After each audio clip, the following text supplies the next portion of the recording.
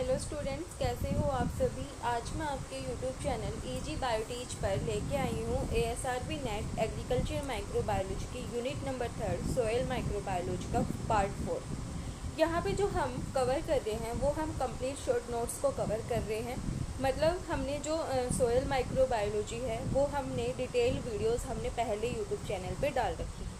अभी जो हम कर रहे हैं वो हम अपने शॉर्ट क्वेश्चन आंसर कर रहे हैं, जहाँ से डायरेक्ट क्वेश्चन हमसे पूछे जाते हैं। सबसे पहले हम शुरू करते हैं टाइप्स ऑफ ह्यूमस। तो जो ह्यूमस हैं उसके 3 टाइप होते हैं, मोर, मल एंड मोडर।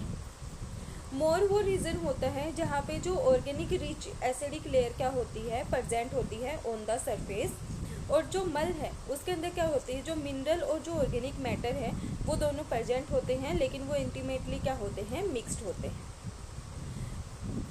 उसके बाद हमारा आता है मोडर। मोडर क्या है, इंटरमीडिएट स्टेज है बिटवीन मोर एंड मल। इसको हम क्या बोलते हैं, मोडर बोलते हैं। Decomposition greater than a mor but not as advanced as a mull. जो डिकम्पोजिशन है वो मोर से तो क्या होती है, ज़्यादा होती है, लेकिन जो मल है उससे क्या नहीं है, एडवांस्ड नहीं है। F and H horizon thin और एब्सेंट। जो मोडर रीजन है वहाँ पे क्या होता है, जो एफ और एच होरिजन है वो क्या है, या तो थिन होगा या फिर एब्सेंट होगा। उसके बाद हमारा आता है मकहुमस। मेनली हम जो मोर, मल और मोडर हैं उन्हीं को पढ़ते हैं, लेकिन इसके बाद हमारे और भी टाइप्स हैं उसके अंदर, तो हम पढ़ते हैं क्या है, मकहुमस और पिटहुमस। तो जो मकहुमस वो क्या है, highly decomposed organic matter in which the original plant parts are not recognisable. क्या है, हाईली डिकम्पोज्ड ऑर्गेनिक मैटर यहाँ पे प्रेजेंट होता है जिसमें जो ओरिजिनली प्लांट पार्ट्स हैं वो क्या नहीं होते, रिकॉग्नाइजेबल नहीं होते। फिर हमारा आता है peat humus. Is the dead highly decomposed organic matter that accumulates in the lower level of pit box। ये क्या है, dead highly decomposed organic matter यहाँ पे क्या होता है, प्रेजेंट होता है, जो कि अक्यूमुलेट कहाँ पे प्रेजेंट होता है, लोअर लेवल्स पे प्रेजेंट होता है। और ये क्या है, it is an excellent soil conditioner. जो पिट ह्यूमस है उसको हम एक्सीलेंट सोयल कंडीशनर के जैसे क्या करते हैं, मानते हैं। अब जो सोयल है उसके अंदर 20% ऑर्गेनिक मैटर प्रेजेंट होता है, और जो ओ होरिजन है उसके अंदर जो अरेबियल सोयल है वो क्या होती है, एब्सेंट होती है। Total pore space is highest in clay soil.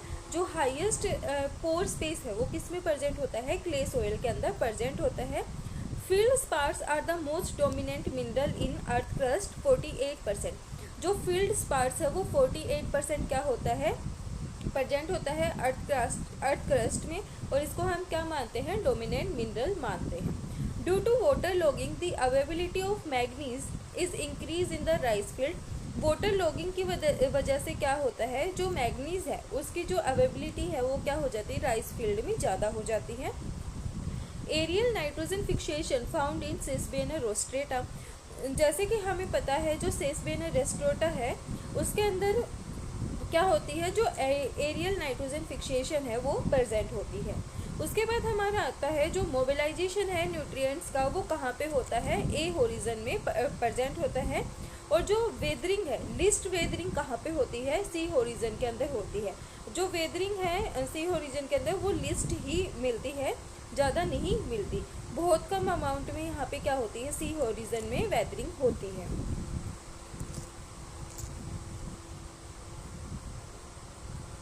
अब आता है हमारा जो नाइट्रोजन फिक्सेशन है माइक्रो ऑर्गेनिज्म से होता है, उसको हम क्या कर सकते हैं, डिटेक्ट कर सकते हैं बाय अडोप्टिंग द अप्रोचेज। अब वो अप्रोचेज कौन सी हैं, वो है हमारी demonstrating growth in a nitrogen free medium, cultivating the micro organism in the presence of nitrogen labelled with isotopic nitrogen, और measuring nitrogen 15 by mass spectrometer. ये हमारी 3 कंडीशन है जिनके थ्रू हम जो नाइट्रोजन फिक्सेशन है, नाइट्रोजन फिक्सेशन माइक्रो ऑर्गेनिजम्स हैं उनको हम क्या कर सकते हैं, डिटेक्ट कर सकते हैं।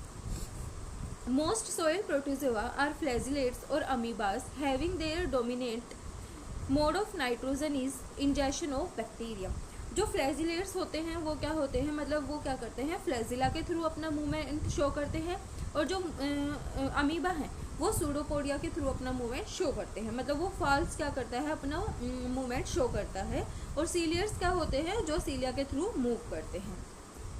उसके बाद हमारा आता है जो सैंड है वो कितना प्रेजेंट होता है सोयल के अंदर, मतलब उसका साइज वगैरह कितना क्या होता है।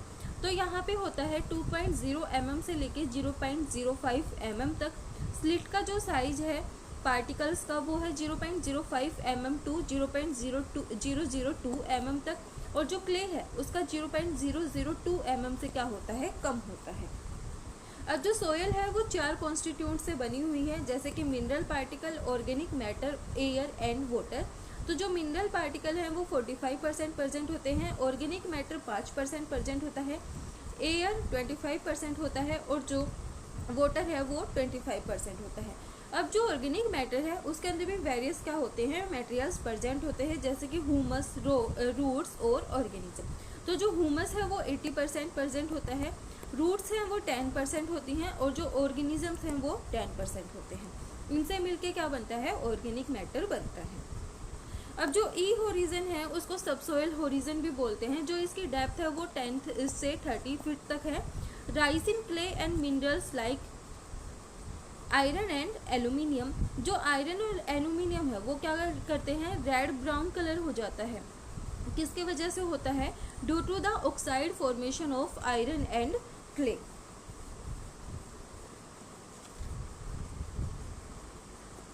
सम organic matter may reach here through leaching. कुछ ऑर्गेनिक मैटर यहाँ पे किसकी वजह से पहुँच जाते हैं, लीचिंग के थ्रू क्या कर जाते हैं, रीच कर जाते हैं। Soil mainly consist oxygen 47.3% and silicon 27.7%। Most soil have a density between 1 and 2 gram centimetre cube. Multi layer structure of the soil is called soil profile. यहाँ से हमसे डायरेक्ट क्वेश्चन पूछे जाते हैं कि मल्टी लेयर स्ट्रक्चर किसको बोलते हैं, और जो वर्टिकल सेक्शन होता है उसको क्या बोलते हैं, वर्टिकल होरिजन को क्या बोलते हैं। ये सब चीज़ें हमसे क्या करती हैं, वहाँ पे डायरेक्ट पूछी जाती है। जो ऑब्जर्व लेयर हैं उनको हम क्या बोलते हैं, होरिजन बोलते हैं। अब हम देखते हैं कुछ अर्थवॉर्म के बारे में। जो अर्थवॉर्म है वो consume biomass and excrete digested from which is known as, उसको हम क्या बोलते हैं, वॉर्म कास्ट बोलते हैं, और वॉर्म कास्ट को हम ब्लैक गोल्ड भी बोलते हैं। This species of earthworm which is surface feeder and convert organic material into vermicompost from top is Escherichia foetida red earthworm. जो Escherichia foetida है इसको हम मेनली अर्थवॉर्म की जो ये स्पीसीज़ है इसको हम क्या करते हैं, मेनली यूज़ करते हैं। जो मेच्योरिटी टाइम है Escherichia foetida का वो 50 से 55 दिन का है, और जो इसका कन्वर्जन रेट है वो क्या है, 2.0 क्विंटल से लेके 1500 वोम से 2 मंथ तक। अब जो कुकून प्रोडक्शन है वो जो कुकून प्रोडक्शन क्या है, 1 in every 3 days, मतलब हर 3 दिन के अंदर एक कुकून की क्या होगी, वहाँ पे प्रोडक्शन होगी। उसके बाद जो इंक्यूबेशन टाइम है कुकून का वो कितना है, 20 to 23 डेज तक है। For maintaining aeration and for proper decomposition, bed should be turned once after 30 days। मतलब आफ्टर 30 डेज में जो हम बेड है जो उसके लिए वर्मी कंपोस्टिंग के लिए उसको हमें क्या करना है, चेंज करते रहना है। The raw material required for vermi composting for bed of size 6 into 2 into 2 feet is 1.5 to 2.0 quintal तक हमें यहाँ पे क्या होती है, रॉ मटेरियल की ज़रूरत होती है। In vermi composting method compost get ready in 45 to 50 days. जो कंपोस्ट है वो 45 से 50 दिन के अंदर क्या हो जाता है, तैयार हो जाता है। जो साइट है वर्मी कंपोस्ट प्रोडक्शन की वो कोई भी प्लेस हो सकता है with shade, high humidity and cool region वहाँ पे होना चाहिए। In vermi composting method finished product is 3/4 of raw material used. To avoid excess heat, cow dung used for composting should be 15 to 20 days old। जो composting के लिए जो cow dung को हम यूज़ करते हैं, मतलब एक्सेस हीट को अवॉइड करने के लिए, तो वो क्या होता है, 15 से 20 दिन ओल्ड होना चाहिए। The organic waste used for composting should be free from plastic, chemical, pesticide and metals. जो ऑर्गेनिक वेस्ट यूज़ करते हैं कंपोस्टिंग के लिए वो फ्री होने चाहिए प्लास्टिक से, केमिकल से, पेस्टिसाइड से और मेटल से। Optimum moisture level required for vermi composting के लिए जो मॉइस्चर लेवल रिक्वायर्ड होता है वो है 30 से 40%, और जो टेम्परेचर रिक्वायर्ड होता है proper decomposition of vermi compost के लिए वो है 18 से 25%, और जो पीएच है वो है 6 to 8, मतलब 6.8% तक हम क्या करते हैं, इसको पीएच को यूज़ करते हैं। अब जो वर्मी कंपोस्टिंग में जो अवेलेबिलिटी है नाइट्रोजन, फॉस्फोरस और पोटाशियम की, वो कितनी है, 0.5 रेशियो से लेके 0.3 रेशियो टू 0.24। ये क्या है, हमारी अवेलेबिलिटी है नाइट्रोजन, फॉस्फोरस और पोटाशियम की। Organic carbon in vermi composting, जो ऑर्गेनिक कार्बन है वर्मी कंपोस्टिंग के अंदर जो यूज़ करते हैं या फिर जो प्रेजेंट होता है वो है 9.5 to 17.98%।